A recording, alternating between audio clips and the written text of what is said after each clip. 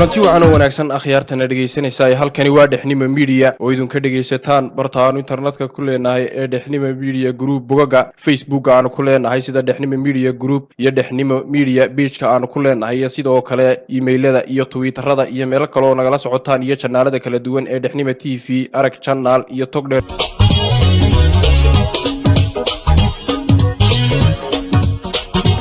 وهاجا كula soo dhawaada barnaamijkeeni ka faaid oo ina toddobaadkana ku soo qaadan doona telefoonada inta badan xilligan aad ay u isticmaalaan bulshadeena Soomaalidu meel kasto ay joogan marka aad qiimeyso qoyska ku dhaqan magaalada qoyska ka kooban 7 qof 7duba waxa laga yaabaa qiyaastii inay ka sitaan 6 qof taasoo aynu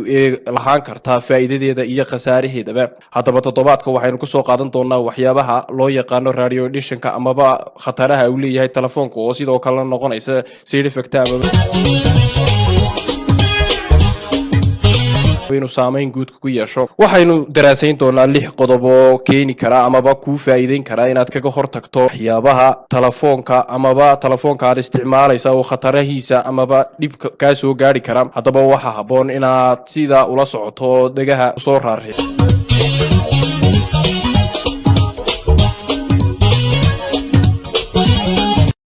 qodobka koobaad ee ku bilaabayna waa qaabka ugu wanaagsan ee loogu hadlo telefoonku waa marka la furo sameecadaha inta badan oo aad dhigaha ku haysa waxa ay dhaawac u geysanaysaa maskaxdaada waxaana si toos ah ugu dhacay shuucaca uu soo tuurayo telefoonka qodobka labaad waa telefoonka demi mar walba oo aysan muhiim ahayn ama laga maarmaan ahayn inuu shidnaado waa sidoo caafimaadkaaga ugu wanaagsan qodobka saddexaad isku day inaad isticmaasho telefoonka marka ay buuxaan ilkaha amaba anteynadu waa marka aan ilkaha anteynku buuxin waxa uu soo tuuraya shuucaca koronto oo aad u tiro badan isagoo isku dayaya in uu qabsado hawada qodobka afraad ha ku isticmaalin telefoonkaaga gaariga dhexdiisa diyaaradaha tareenada maraakiibta doonyaha iyo wax walba oo socda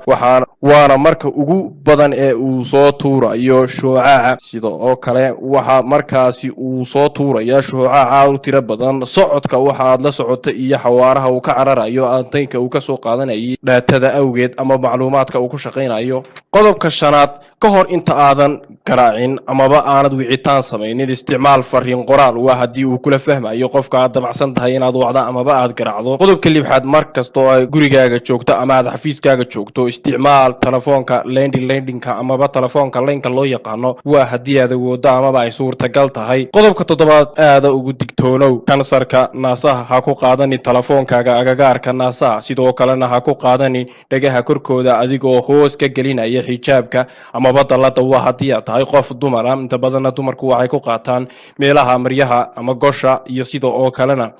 iyagoo xijaabka ama bad sidoo kale shalmada hoos ka gelinaya taasina waxay keenaysaa khatar fara badan oo ku keenayo jirka bini'aadamka ama ruuxa dumarka ah qodobka 8aad ee ugu dambeeya barnaamijkeenan waxa uu noqonayaa ha ku qaadani telefoonkaaga jeebka bidix waxa weeyaan dhinaca ragga si aanu wax u yeelin wadnahaaga وهاجاك dhageystayaal inta waxaynu eeg barnaamijkeeni ka faa'iidooyina toddobaadkana ku soo qaadanay 8 qodob oo aad kaga hortagi karto khataraha telefoonka amaba moobiladan casriga ah ee haatan kala duwan ee isticmaalaan bulshadu ay leedahay dhammaanba qodobadan waa fariimo caafimaad oo laga soo minguuriyay amaba ay soo direen takhasusiinta amaba culimada dhinaca caafimaadka ku takhasustay iyagoo uga faa'iideynaya aqoontooda bulshada kala duwan taasoo annaguna idinla jeclaanay inaad nagala faa'iideysataan taas barnaamijkaas kulamida ku ka sii fiican ku qiimo badan aan ku kulmi doono aniga oo Cabdiraxmaan Rashiid Dalmar soo saaraha barnaamijka iyo dhinaca farsamada barnaamijka baxsan siyaasiin isku dubaridaha iyo isku soo duwaha Dhexnimo Mustar Maxamed Jaamac Dhaante iyo dhamaantiin Dhexnimo waxa idin leedahay ha ka fogaanina ee ku xidhnaada sida iyo nooli kulantay